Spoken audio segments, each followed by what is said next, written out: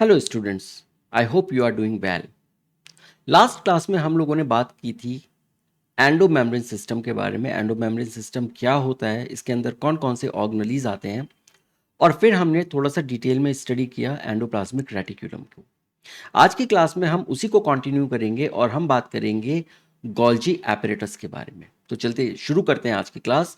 Endomembrane system, the Golgi apparatus. जो Golgi apparatus है, इसका नाम रखा गया उसके डिस्कवरर के नाम पर, और उसका नाम था कैमिलियो गोल्जी, और ये 1898 में डिस्कवर हुआ था ये ऑर्गेनेली। ऑलराइट। और इसके अंदर बहुत सारे फ्लैट या डिस्क शेप्ड सैक्स होते हैं, जिनको हम छोटा सा एक तरीके का कंपार्टमेंट बोलते हैं, जिसको हम सिस्टर्नी बोलते हैं, और इनका जो डायमीटर होता है वो लगभग 0.5 माइक्रोन से लेके 1 माइक्रोन का होता है। तो आप खुद समझ सकते हैं कि ये कितने छोटे छोटे ये एक तरीके के ये डिस्क शेप्ड सिस्टर्नी होते हैं। तो यहाँ आप देखिए कि ये कैसे ये अरेंज होते हैं।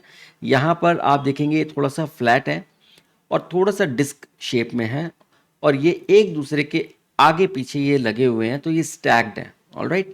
और इनको हम लोग बोलते हैं सिस्टर्नी। राइट। अब जो गोल्जी बॉडी होती है उसमें जो फ्रंट होता है और जो बैक होता है, इनकी जो मेम्ब्रेन्स होती हैं उसकी कंपोजिशन बहुत ही ज़्यादा डिस्टिंक्ट होती है।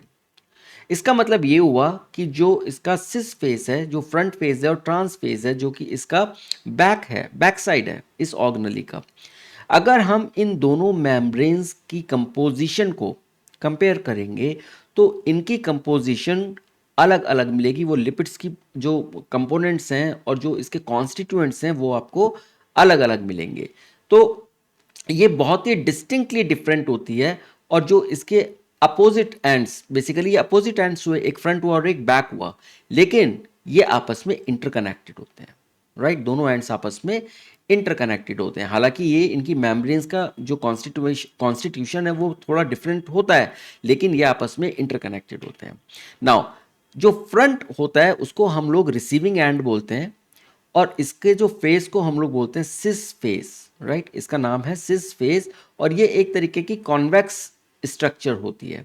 और ये जो स्ट्रक्चर है ये यूजुअली एंडोप्लाज्मिक रेटिकुलम के पास होती है, बिकॉज ये रिसीविंग एंड है। जो एंडोप्लाज्मिक रेटिकुलम में आपने देखा कि किस तरीके से प्रोटीन्स या लिपिड्स बनते हैं, वो वेसिकल्स में जो ट्रांसपोर्ट होते हैं वो गोल्जी पे जाते हैं, और गोल्जी के किस फेस पर जाते हैं, वो फ्रंट फेस पर जाते हैं, जिसको हम लोग सिस फेस बोलते हैं। ये एक तरीके की कॉन्वेक्स स्ट्रक्चर होती है जहां पर वो रिसीव करते हैं। तो इस फ्रंट फेस को हम लोग रिसीविंग एंड भी बोलते हैं, इसको हम फ्रंट एंड भी बोलते हैं, इसको हम सिस फेस भी बोलते हैं। ओके।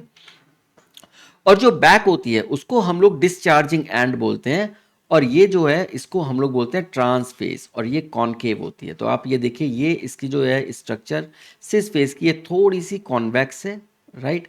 और यहाँ पर अगर आप देखेंगे तो ये इसकी कॉनकेव है। सो इसको हम लोग बोलते हैं ट्रांस फेस। ये आपको कॉनकेव लगेगी इस तरीके से।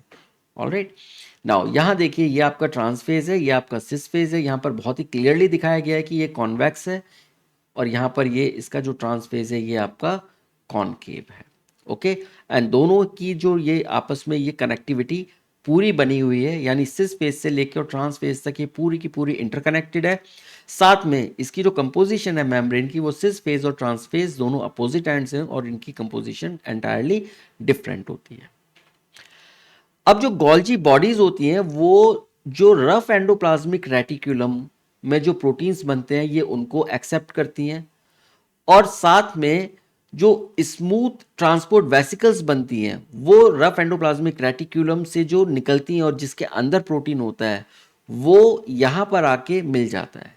इसकी जो जो जो इसकी सिस फेस है वहाँ पर आके ये एक तरीके से फ्यूज हो जाता है, और फ्यूज होने से क्या होता है कि जो ट्रांसफर है उस पॉलीपेप्टाइड का, वो ट्रांसफर अब गोल्जी के अंदर हो जाता है। सो आप यहाँ देखिए कि किस तरीके से ये हमारी रफ एंडोप्लाज्मिक रेटिकुलम है, और यहाँ से ये जो ट्रांसपोर्ट वेसिकल्स हैं, ये ट्रांसपोर्ट वेसिकल्स इस जो पॉलीपेप्टाइड्स हैं इनको लेकर ये निकल रही हैं, और ये निकल के ये देखिए किस तरीके से ये फ्यूज हो रही हैं यहाँ पर। इसी तरीके से ये स्मूथ एंडोप्लाज्मिक रेटिकुलम में जो कंटेंट है, जो लिपिड्स वगैरह बनते हैं, उसको भी ये वेसिकल्स ले जाती हैं और ले जाके ये यहाँ पर गोल्जी कॉम्प्लेक्स के फेस के साथ, सिस फेस के साथ फ्यूज हो जाती है और उसके कंटेंट को यहाँ पर ट्रांसफर कर देती है। ऑलराइट, नाउ ये जो गोल्जी एपरेटस होता है ये पूरा का पूरा ये स्टोरेज के काम आता है, मॉडिफिकेशन करता है ये कंटेंट्स का, और साथ में ये पैकेजिंग करता है। सो एक तरीके का ये वेयर हाउस भी है, जहां पर जो प्रोटीन्स और लिपिड्स रफ एंडोप्लाज्मिक रेटिकुलम या स्मूथ एंडोप्लाज्मिक रेटिकुलम में बनते हैं वो यहाँ पर आते हैं, यहाँ पर इनको स्टोर किया जाता है।